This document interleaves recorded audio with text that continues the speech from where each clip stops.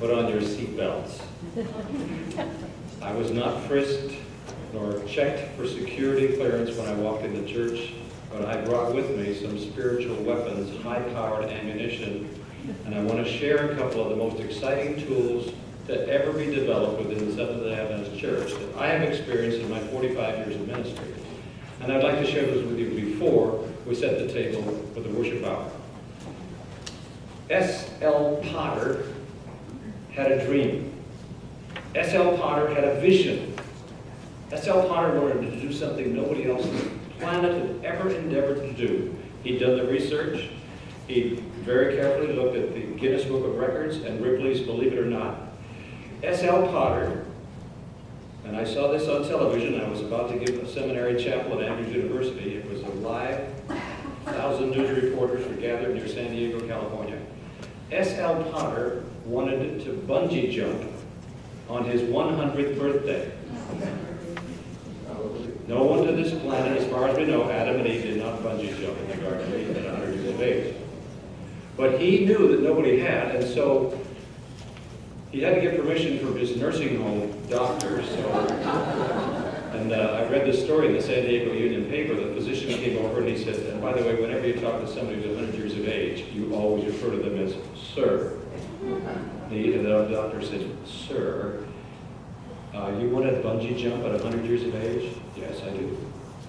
Well, sir, do you know what the impact of a bungee jump will do on a person's bones? Because osteoporosis, big time, and you're so fragile, so brittle that a person's bones, as you know, a very senior citizen could just fall over and break a hip. Your bones are so fragile that when they tie that rope around you at the top of that huge platform in San Diego, California, in bungee jump, and you dive over that platform, there'll be 3 big recoils, like 2 G's force in a military jet. And when that hits your bones, it will break every bone in your body. I know. I don't care. I'm going to do this. Now, I wanted to share for just a few minutes because of the TMI, total member involvement, what the importance is of every person getting involved in some way, even though it might mean some risk-taking, like S.L. Potter. Well, the doctor said, well, sir, you know your skin. By the way, don't look to a person who's older than 90 here this morning, and I know several who are. But their skin is so thin, so fragile, that if you just touch it, sometimes it can bleed. Correct? They can get bruised if they just touch them.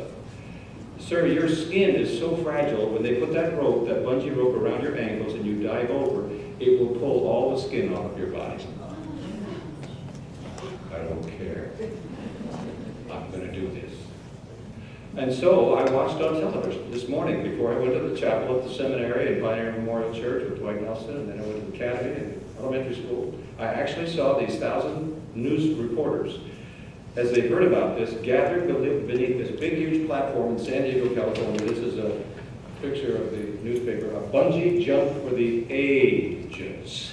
100-year-old LeMason takes daring plunge. By the way, his nurse is there with him, and he's wearing a World War I flying ace helmet.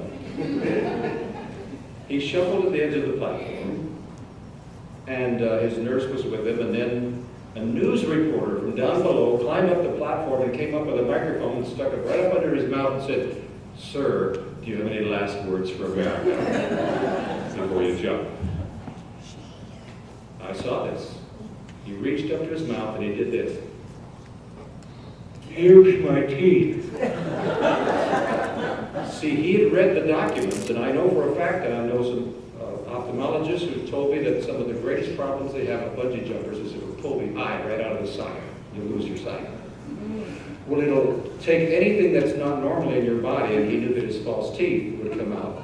So he handed the nurse his false teeth, and he shuffled over to the edge. And as he did, a great quiet came over all the television cameras and newsmen, and all the cameras were whirring.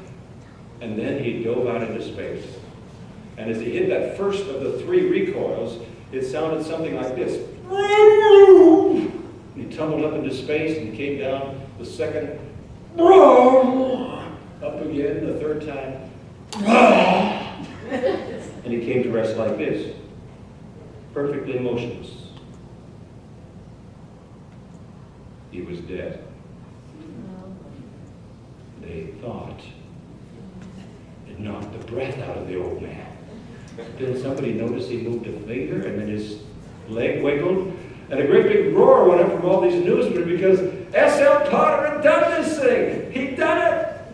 And they slowly lowered him down to the platform there, and his doctor rushed up, and his nurse rushed up, and the newsman rushed up with his microphone. He said, "Do you have any words for America?"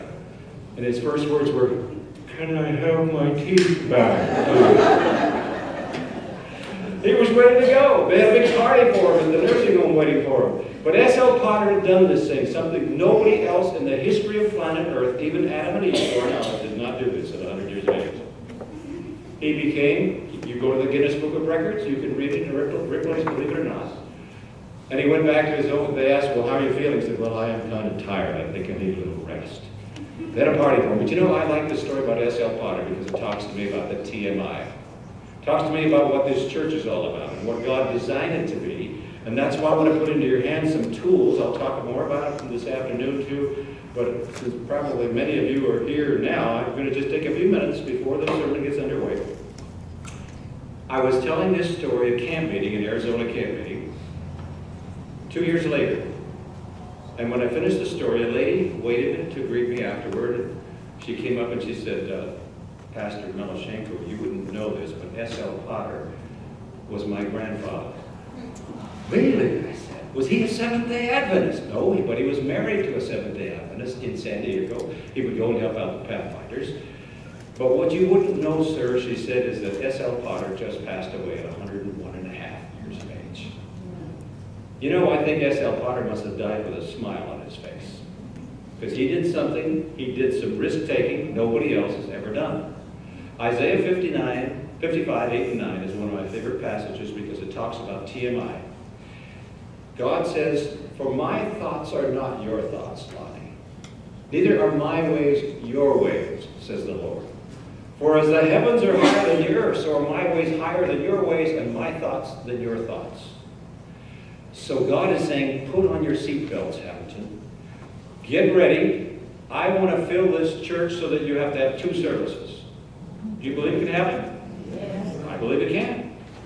And some of the most exciting tools, I just jotted them down in this little slip that's inside your bulletin. I'm just going to highlight them. I'm not going to talk a great deal about them, but I want to kind of at least acquaint you if you're not familiar. By the way, some many amazing quotations here about from the kind of inspiration that the church needs to wake up. This is serious business. We're down here at the very end of time. I don't know if you saw this, when the Pope came and spoke to the United States Congress. By the way, I was in Philadelphia speaking that very weekend, and he was there in Philadelphia. You couldn't get to church. The FBI and every artery, every freeway, the Pennsylvania Turnpike, all the bridges, everything was closed. And our Adventist churches were closed, and it's not in the Review and Herald. But the Pope insisted, and the authorities of the FBI. I had to go 2.5 hours, what normally took less than 20 minutes to get to the church when I did speak and when they were allowed.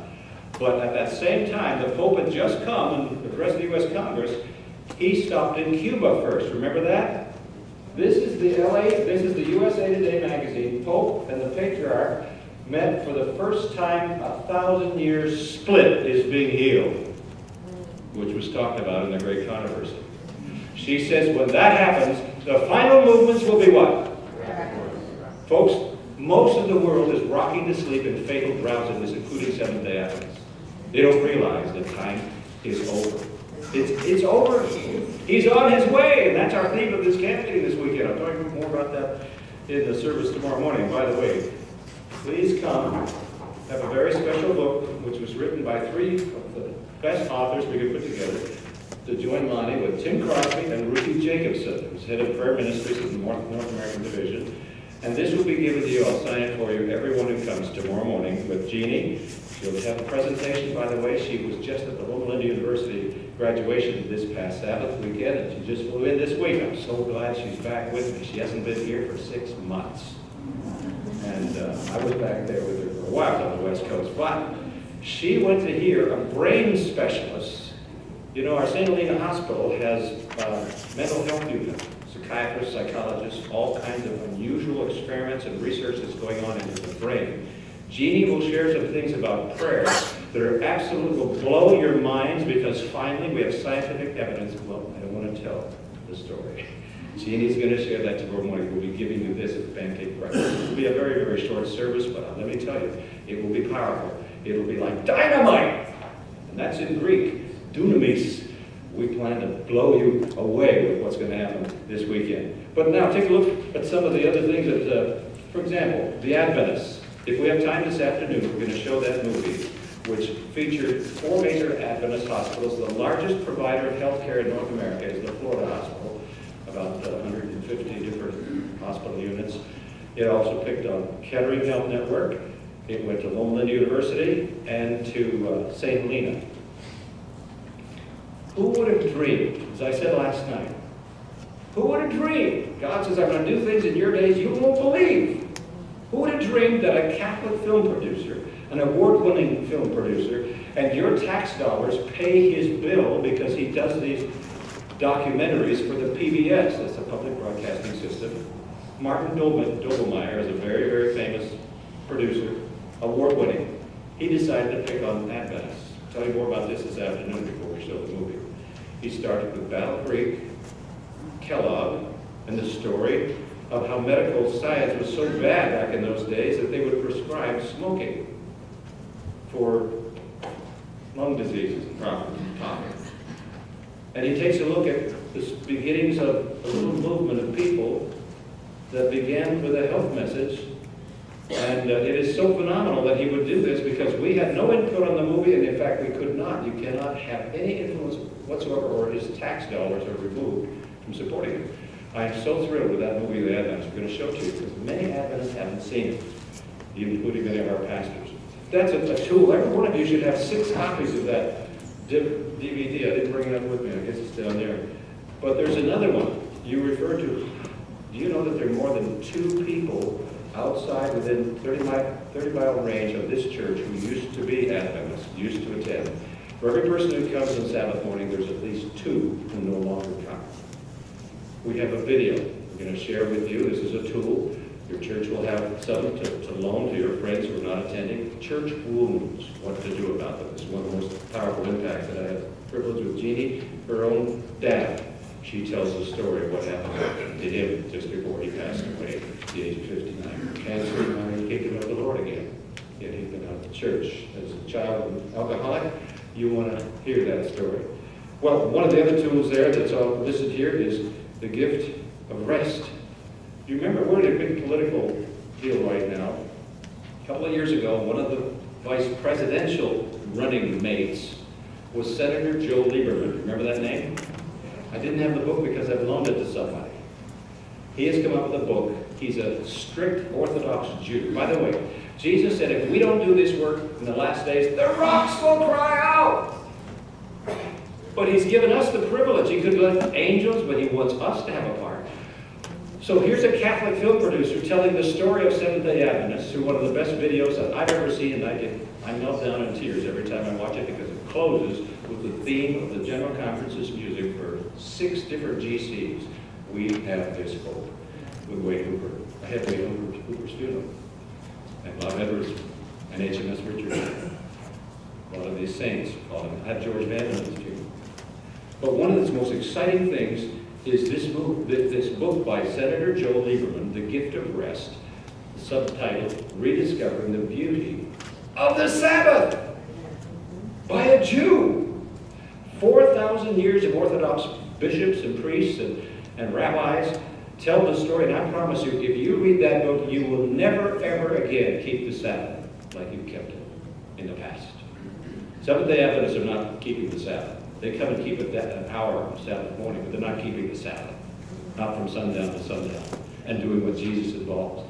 The gift of rest. And he's on Oprah Winfrey and other shows, and they're saying, we never heard of such a thing. It's wonderful. Senator Lieberman, you need to get his book, The Gift of Rest. A great tool to pass to your Jewish friends. There's lots of them here in the greater Cincinnati area.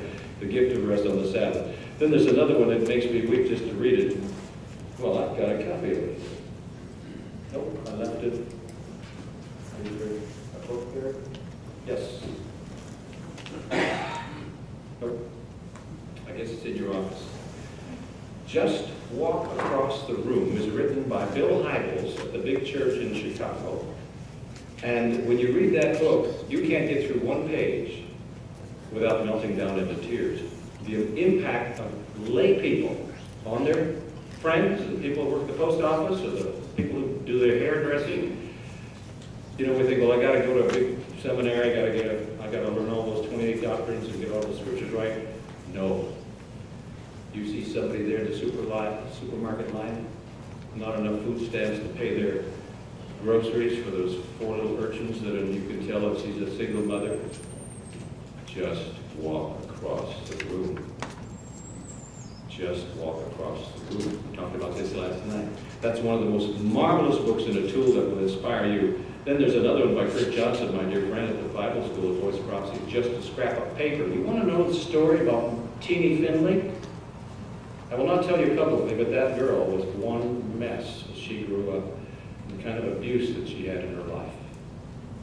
You want to know about some of the great evangelists like Kenneth Cox, some of the leaders in our denomination? Just a scrap of paper passed to them by a layperson has put them in the stratosphere. You need a copy of that book if you can get it through Pacific Press, of course. Thunder in the Holy Land. Your pastor knows about this new 26 series of videos that I just completed with, in fact, I'm doing a tour with those who'd like to go in the Holy Land. Next year in May, we're going to go. 2 busloads is the fee maximum. If you ever wanted to go, this is the time. See me about it, go to my website. And then Love It Works. Wish I could take the time to tell you about this. We did this when the Pope came to the U.S. Congress. First time ever that Adventists were allowed to go into the National Cathedral and have a major concert by 15 top musical performance artists, including Whitley Phipps, Jennifer LaMountain, Steve Darmody, Jeannie helped me with some names, but 15 musicians for an hour and a half, high classical music like opera. I'm hoping that we're going to get this to the New York Opera House. We're going to take it to Sydney Opera House, and we've been working on taking it to London. And unfortunately, because of all the terrorists that just happened, we just canceled London. We were hoping the Queen would come. But this is something that you could share with people who aren't into just gospel music. Now, camp meeting music and my style of music is wonderful, but this is high-level classical music. It's an hour-and-a-half video. We will, you watched it here. Okay, that's another tool that you can share. The Andrews University Study Bible, which I have down there, is a tool every Adventist ought to have, because when you read the Sabbath School lesson quarterly, and you have those little texts, you read those texts at the bottom. It's the New King James Version, but the bottom explains it in such marvelous ways that sermons just jump out everywhere. It's powerful. Things I never learned at the seminary. Every Adventist ought to get one for your birthday, or Christmas present, Thanksgiving, Halloween, whatever the occasion, you get one. And you can get the Clear Word Bible and help inspire. You know, Adventists used to be a people of the book. We used to be known as people of the book. If anybody had a question, ask an Adventist. Do you know that Adventists now read their Bibles every day in terms of the research that's been done by, we have the Lou Gehrig polls, the Harris polls on the political situation, but there's one out of Ventura, California that is on the religious dimension. I think what the name of the people who do the religious trends. And they've discovered that Seventh-day Adventists are number 14 of all the denominations of people who study the Bible regularly. It's a tragedy. Ellen White talks about this, that we go to church because it's been our custom and our grandparents' custom. So this is a great opportunity to get back to hearing the word through the Clear Word. I had a chance to review and learn to do that. Native New Day, I'll talk about this afternoon. Kids Zone, some brand new things that are so powerful. When we have Halloween coming up, you should be passing out Kids Zone enrollment cards and Native New Day. But do we have any Native Americans here, or we have a little time of Native in some of the tribes locally? Anyway, what tribe? Not part of the tribe, but we have Native. Okay, and someone else? Randy? Cherokee. I'm going to tell you something this afternoon that'll blow you away. It will blow you away. You don't want to miss that about Native New Day. Amen. We've baptized now 15 chiefs as a result of these lessons. Do you know what a chief is? On a reservation, his word is more important than the Constitution of the United States and the man in the White House. His word on the reservation is law. And what the chief does, usually the rest of the tribe does. Native New Day, well, I'm starting to tell you the story, but I won't. I'll tell you this afternoon. I've got a book that we can share with you on how you can mark your Bibles, 31 Bible studies, so if anybody asks you a question, you can turn to any topic without even memorizing Scripture. That's number 11. And then a Church of Christ minister who was attacked and thrown out of his church because he began to believe like Agnes on the state of the dead. And a movie's been put out on that called Hell and Mr. Fudge. You want an interesting perspective from a Church of Christ, former minister, now he's an attorney, by the way. Get that Hell and Mr. Fudge. Of course, you got the family reunion videos of Earthly Voice Prophecy. Church Wounds, I told you about that one. We're now ready to set the table, to worship the God who is worthy of all worship. May heaven smile down on us with its choicest blessings. I'm so glad Pastor Long gave us the invitation to come here because I grew up in a black church. My father was ordained in a black church. We never started our services before 12:30. The minister never got up to preach until 1:30. So here we go. Get ready.